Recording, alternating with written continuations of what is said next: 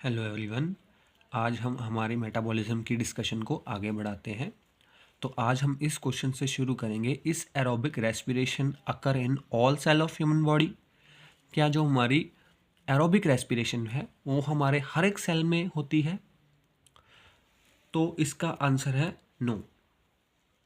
Aerobic respiration आपको पता ही है कि जो ऑक्सीजन की प्रेजेंस में होती है, जैसे हमारी क्रैब साइकिल हो गई या ईटीएस हो गई, इलेक्ट्रॉन ट्रांसपोर्ट सिस्टम, या फिर लिंक रिएक्शन हो गई, वो सारी सेलों में नहीं होती। आंसर है no.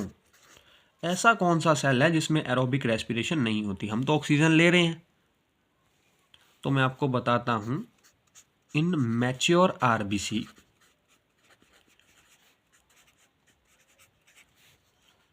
There is only one metabolic pathway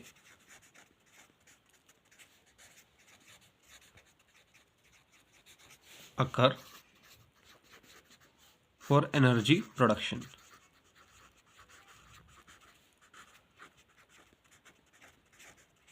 आपको ये सुनकर बहुत हैरानी होगी जो मैं अगली बात कहने जा रहा हूँ, कि जो मैच्योर आरबीसी है उसमें पहली बात तो आपको पता होनी चाहिए कि जो हमारी एरोबिक रेस्पिरेशन है उसको होने के लिए माइटोकॉन्ड्रिया का होना ज़रूरी है। माइटोकॉन्ड्रिया का होना ज़रूरी है।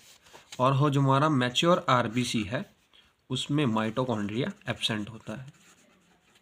माइटोकॉन्ड्रिया एब्सेंट होता है।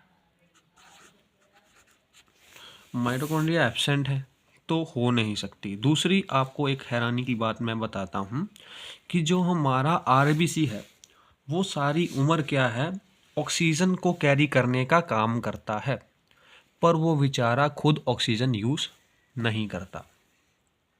ये नेचर ने बहुत ही बढ़िया गिफ्ट दिया है हमें। अगर मैच्योर आरबीसी खुद ही ऑक्सीजन लेगा तो वो ऑक्सीजन डिलीवर कैसे करेगा? आरबीसी का काम ही ये है कि वो ऑक्सीजन हमारे डिफरेंट बॉडी पार्ट्स तक पहुंचाए। जैसे नदियां अपना पानी खुद नहीं पीती, जैसे पेड़ अपना फल खुद नहीं खाते, वैसे ही मैच्योर आरबीसी भी सारी उम्र ट्रांसपोर्ट ऑक्सीजन को ही करता है पर खुद ऑक्सीजन नहीं लेता। तो आप बोलेंगे इसमें एनर्जी प्रोडक्शन कैसे होगी? तो हमने पिछली वीडियो में भी बात की ग्लाइकोलिसिस के बारे में। ग्लाइकोलिसिस जो है विदाउट ऑक्सीजन होने वाला पाथवे है। तो जो हमारा आरबीसी है उसका गुजारा ग्लाइकोलिसिस के सहारे ही चलता है। एक बात यहाँ पे ज़रूरी मैंने लिखी, मैच्योर आरबीसी। आपको अगर एग्जाम में पूछा गया कि इमैच्योर आरबीसी में होती है, हाँ बिल्कुल, इमैच्योर आरबीसी में मतलब जो अभी बन रहा है, कंप्लीटली बना नहीं है, मतलब जो अभी काम के लायक नहीं है, जो अभी बन रहा है, डेवलप हो रहा है, उसमें होती है। उसमें एरोबिक रेस्पिरेशन होती है। उसमें माइटोकॉन्ड्रिया भी प्रेजेंट होता है, क्योंकि अभी तो उसने हीम प्रोटीन्स भी बनाने हैं, अभी उसने अपना स्ट्रक्चर बनाना है। मतलब आप समझ सकते हैं कि जैसे अभी आरबीसी बना ही नहीं है।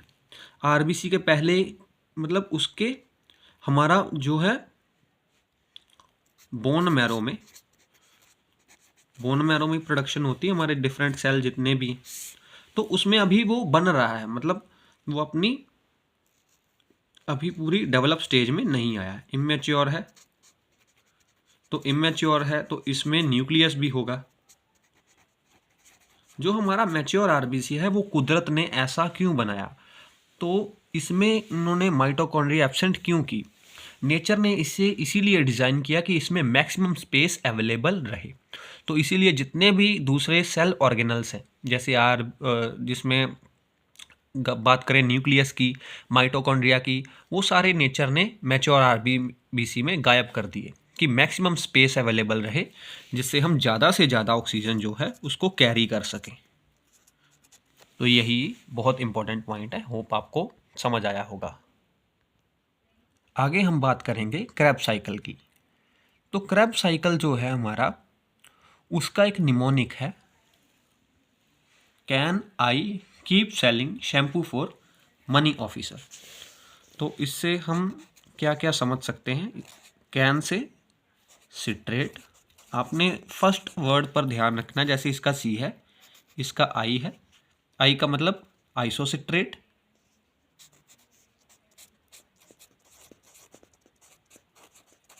के का मतलब alpha keto glutarate, alpha keto glutarate, एस से आ जाएगा succinyl coenzyme A, succinyl coenzyme A, अगले एस से आ जाएगा सक्सिनेट,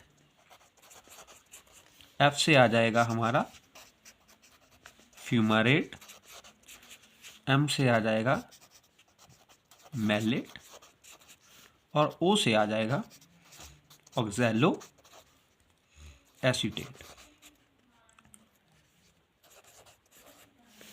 तो आगे हम क्रैब साइकिल समझेंगे कि क्रैब साइकिल होता कैसे है। सबसे पहले अगर हम बात करें तो हम साइकिल को कहीं, साइकिल की यही ब्यूटी है कि हम इसको किसी भी स्टेप से लिखना शुरू कर सकते हैं। जैसे मैं इसको ऑक्सैलो एसीटेट वाले स्टेप से लिखना शुरू करूँगा, तो इधर हम बोलेंगे can I keep selling shampoo for money officer. तो इसको हम लिख सकते हैं सिट्रेट, आइसोसिट्रेट